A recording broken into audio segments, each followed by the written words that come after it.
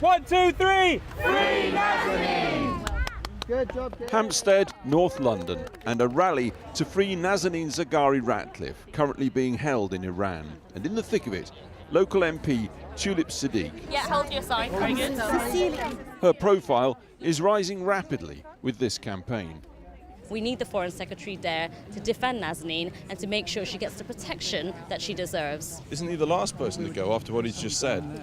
You know what? Boris Johnson did make a grave error, but since then he has retracted his statement, he has apologised. Tulip Siddiq has undoubtedly played a leading role in the campaign to free Nazanin Zaghari Ratcliffe. But many now say she could also, with one phone call, play a huge role in freeing another person, also with a young family, also held by a repressive government, Bangladesh. Ahmed bin Qasim, a British-trained Bangladeshi barrister, member of the British Bar. He was kidnapped by government agents in Bangladesh in August last year and hasn't been seen since. Like hundreds more, he has been disappeared. In the middle of the night, they came in and they demanded to see Arman and where he was, where his whereabouts are. And as that was unfolding, my cousin answered the door. He's like, you know, the person he was looking for is me. And at that point, they told him that he only had a few minutes to say goodbye to his family. They didn't want to give him any reason or any time to pack or say goodbye to his family. Like, I didn't give him much time to say goodbye to his family. And in a few minutes, they stormed into the house and took him and dragged him downstairs to a minibus and took him away. He was defending his father, the prominent opposition leader Mir Qasim Ali, tried, then hanged for his part in the country's civil war. People are now begging Tulip Siddiq to intervene with the government in Dhaka to free Mr bin Qasim. And here's why. Tulip Siddiq's aunt is none other than Sheikh Hasina, the Prime Minister of Bangladesh, leader of the ruling Awami League party. Tulip Siddiq is happy to be seen out with her prime ministerial aunt, accompanying her to Moscow, for instance, to meet Vladimir Putin. When she won the Hampstead and Kilburn seat, she immediately paid tribute to her aunt. Today I remember my auntie Sheikh Hasina. I learned how to campaign from her, and I've learned about social justice from her. Whilst a UK Labour activist, she appeared to describe herself as a spokesperson for her aunt's Awami League. That's since disappeared from her website, as has this entry celebrating the Awami League's election success. In 2008, she wrote, "The Awami League has won the election by a landslide. I'm ecstatic." Ecstatic but compromised. She campaigns here for human rights, but supported her aunt's government there, which is brutal and repressive. In terms of enforced disappearances and extrajudicial killings, it has a terrible record. Now, these individuals are kept secretly. Their whereabouts is entirely unknown.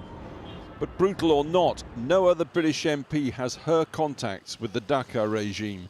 None is capable of helping to free Ahmed bin Qasim like she can. Tulip is a highly unusual Member of Parliament. I don't think there's any other Member of Parliament who is so related to the senior tiers of another country. And Tulip Siddiqui has the power to intervene if she wants to. And even if, I can't say for sure that they will be released, but there's no other person outside of Bangladesh who has more influence over the government than Tulip Siddiqui. He's made it crystal clear that Nazanin was actually on holiday in Iran. Immediately after this recent interview on Channel 4 News, Tulip Siddiq told us she was unaware of Ahmed bin Qasim's case. She then repeated that to us several times. In fact, she's been notified about the case and begged to help over and over and over again. In Parliament, by us repeatedly, by lawyers and by Mr Qasim's mother, who wrote to her begging for help. I urge you, look into this issue with the heart of a mother and the desperation she feels when her child goes missing. But Tulip Siddiq simply refuses to help. So at that weekend rally in Hampstead, we asked her why not. This is what happened.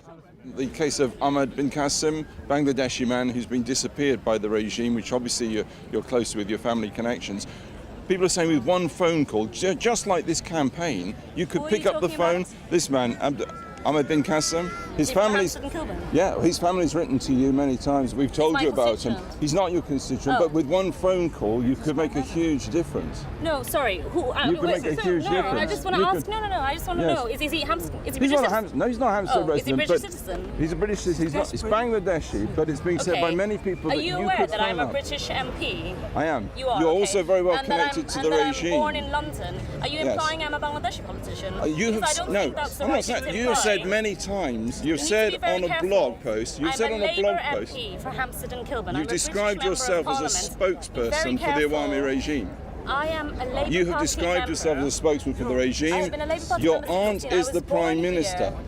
With Are one you phone calling call, me you could. Bangladeshi? No, I'm Because saying with one British. phone call, you Be can very make a careful what difference. you're saying. I'm a I'm British saying with one MP phone call, you for can make a Hampstead and difference. Kilburn. Why won't you make that phone call? This is Why won't you absolutely make a phone call? desperate. This is desperate. Why won't you make that one phone call? Yes, and we're covering that. As she walked out, her office manager, Oliver Denton, walked in.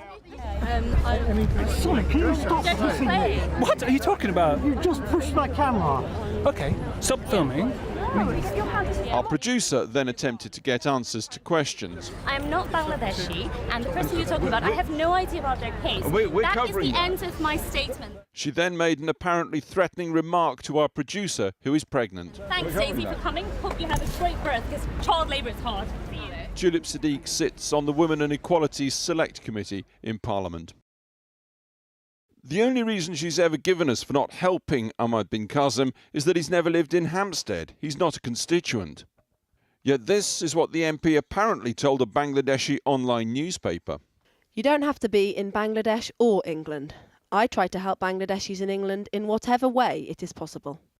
I travelled to Dhaka in November 2016 and I met with a number of diplomats there and asked them what could we do to free Arman.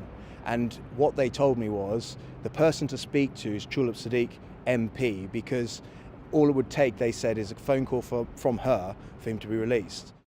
Tonight, mystery surrounds the whereabouts of Ahmad bin Qasim in Bangladesh. Mystery also surrounds the Hampstead MP, who says she'll help Bangladeshis anywhere, but clearly won't in this case.